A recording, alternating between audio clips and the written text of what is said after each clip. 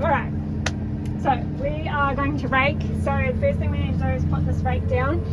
Different in each tractor, but for this tractor we need to undo that lock there. So if you show that lock right, I'm going to open up that lock, and can you show me how I'm doing that on here?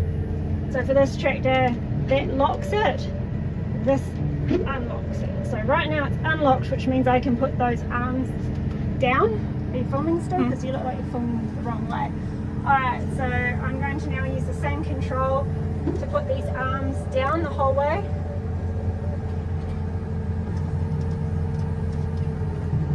Oh, I might be on the wrong angle for this. I'll just bring it back up again. Sometimes if you're on a hillside or something, there's not enough to try and get that other arm down. It's basically relying on gravity to drop those arms, so you need to be on a flat surface. Currently preventing those arms from going down.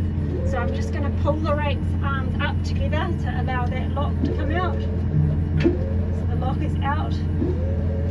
And now I'm letting the arms down. So now I am going to lift the arms up, but what I don't want to happen is in the middle of raking, when I lift the arms up, I don't want them to come the whole way up. So I'm just going to shut that lock again now, and that's going to prevent those arms from going any higher than this position. Okay, and now I need to engage the PTO to make that work. So we've got the front PTO here and the back PTO. So I'm just clicking this button and turning it on. So now the PTO is applied, and I need to give the rake the correct amount of revs to do its job. So the revs are set to this button here, so A. So now we have the PTO on and the revs on, so we're ready to start raking. Okay, when I get into the position, I'm going to put the rake down. It's quite a light crop today, so it can be a little bit hard to see with the edges, but what you want to be doing is making sure to get all of that grass, but without having the rake too far over that you're leaving, like that you're overlapping and then taking more rotations in the paddock than you need. You're on. So we're just going to square up another corner, so we're just driving straight in, so straight, then backing up with the brake up, and then carrying on. So straight in. I don't want to mess up this pole here, so that's my time to lift it. Lifting it up to the locks. If it's not all the way up to the locks, it might muck up that pile as well. While I come back around here now, I could be roughing it back up. One side can drop down if you don't have it all the way up. One side will drop down as you're driving.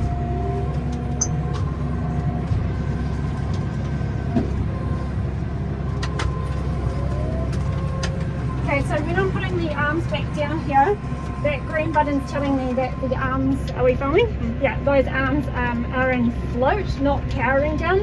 So if I just go like forward like that, it might just, it'll like lock them down, but if I go forward all the way, they're in float. So instead of being like powered down, they're like floating along.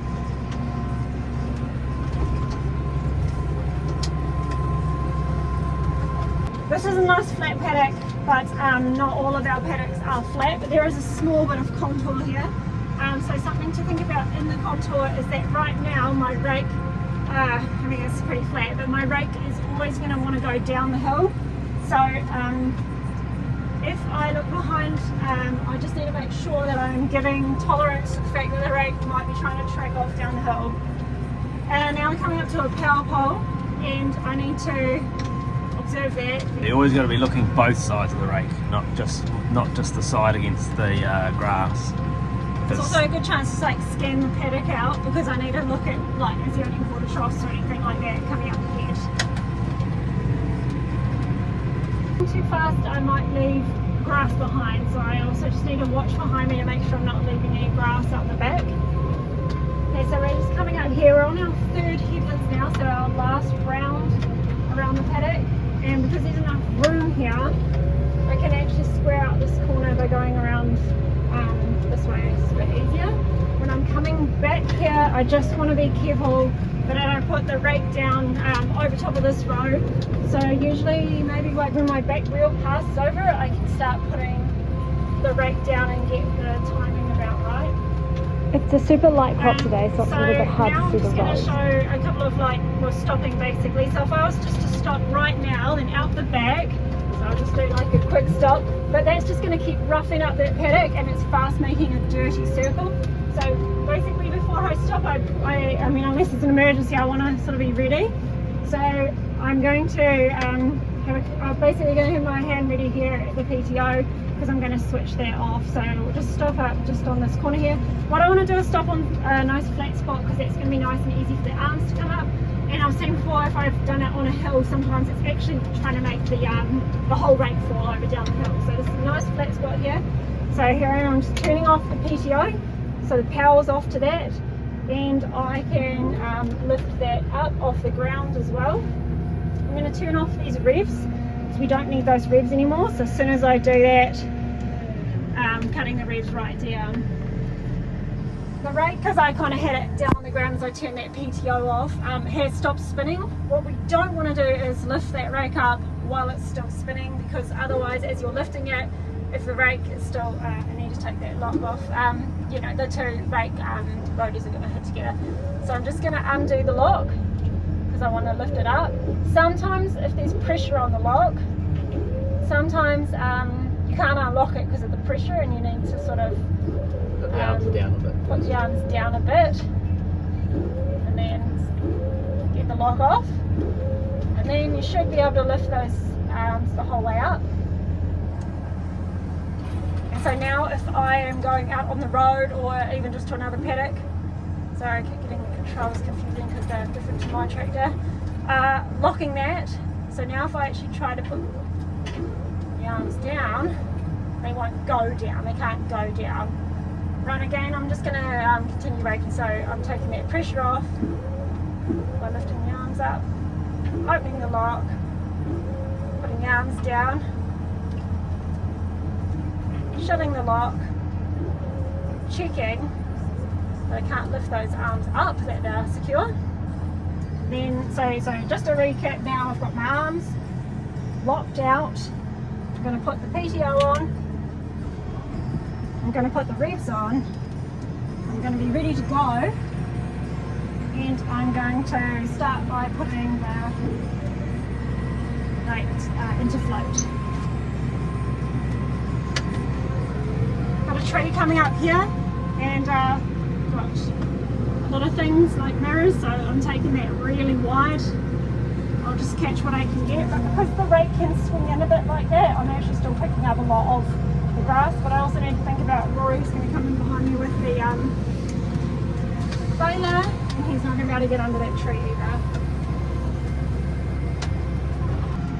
Okay, so we've done 3 headlands, and now we're going to do the lance. So we're just picking the longest, straightest fence line in the paddock, and we're just going to go up and down. A lot of power poles to work around on this particular one. Got a little divot coming up here, so Go around that way. yeah, well, because there's no grass on the other side of the yard. I'm just gonna be a little bit mindful of the pressure that I'm putting on the rake as I go into this, so just keeping it slow, and if I needed to, I actually could lift that rake up over that bump. Just taking it in sharp here to capture as much grass as I can. Just a bit on the other side there. Okay, so we're coming out here, we're basically just going to do a turn, and we're going to head back, and we're just basically going to go up and down the field until we've got all that grass. So lifting my rake as my back wheel comes across seems to be about the right timing, making sure I don't turn so sharp that I hit my own rake. Coming back in as my back wheel starts passing over, I can start bringing that rake down.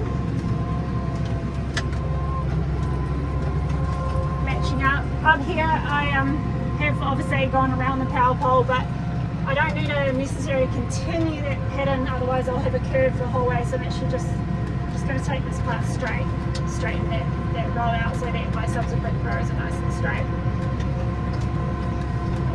Show behind what my rows look like. Yeah, no. Something that we thought we filmed, but it's not on here, is the original headland. So when I'm going along the fence, that's almost, is quite a critical part. It's probably the most likely time to damage the rake. So as you're going along the fence, you need to be really aware of your position, because if you get yourself into a pickle and you try and turn away from the fence, the way that the rake trails behind is quite different to a trailer, and you actually kind of swing that rake straight into the fence. So being really reactive like that can cause a lot of damage. Take it slow with your position so you can make small incremental changes, and also know where your PTO is so you can shut it off at any time if you get yourself into a pickle. Okay, so just trying to summarize it here, different tractors have different buttons for the job, but this is what you're essentially trying to achieve. You need to unlock the arms, put the arms down, then lock the arms again in the down position, and then lift arms just to check they're not going to go the whole way up, engage the PTO, put the revs on, and then you're good to go. But at the end, it's kind of everything in reverse. So you're stopping the PTO, stopping the revs, making sure it's not spinning. You definitely don't want that thing spinning while you lift it, unlocking the arms so that you can lift the arms, and then locking them again. Okay, very rarely do we do nice square paddocks, but just say if we did, we would be doing around 3 times, and that's called the headlands. It gives us enough room to turn at the ends. Once we've done the headlands, then we are going up and down to capture the remainder of that paddock. We just also talked about squaring off the corners. So when you go around the first run of the paddock, you really just can't, there's not enough room. But as you come through the second time, you're now thinking about what's going to suit Rory in his baler. So you're going to drive forward like that, then you're backing up and going forward again. Then you're backing up and going forward again. Backing up, forward again. Then you might get to the point where you have enough room, so you might be able to turn around like that to do it, turn around like that to do it, like that, and then you're doing your lands. The main reason is just the baler cannot turn tight enough, and also if it tries to and it's leaving some behind, or it's getting large amounts, it's sort of prone to blocking up or leaving a lot of grass behind. So when you're doing that, you're not making it easier for the rake, you're actually making it easier for the baler to collect the grass. These are some more realistic looking paddocks to what we deal with. And then just using this paddock as an example, so I've done those headlands. You're going to have to make a decision whether you take your lands across this way or whether you're going to run them this way. And the most logical way is taking the longer run here. That's the most efficient way. So looking for the longest land that you can run and running that way. Just to add to that too, you're looking for your longest, straightest run. So in this paddock, that was a good option to start on this side. Whereas if you start on this side, you're going to have curves. And as you get closer to here, you're going to end up with these like really awkward curves. So looking for the longest, straightest run is your best place to start running your lands. This was filmed in May. We don't usually do silage in May. It's a super light crop, usually a lot heavier than this. So Rory will come back behind now and go and put that all up with the baler.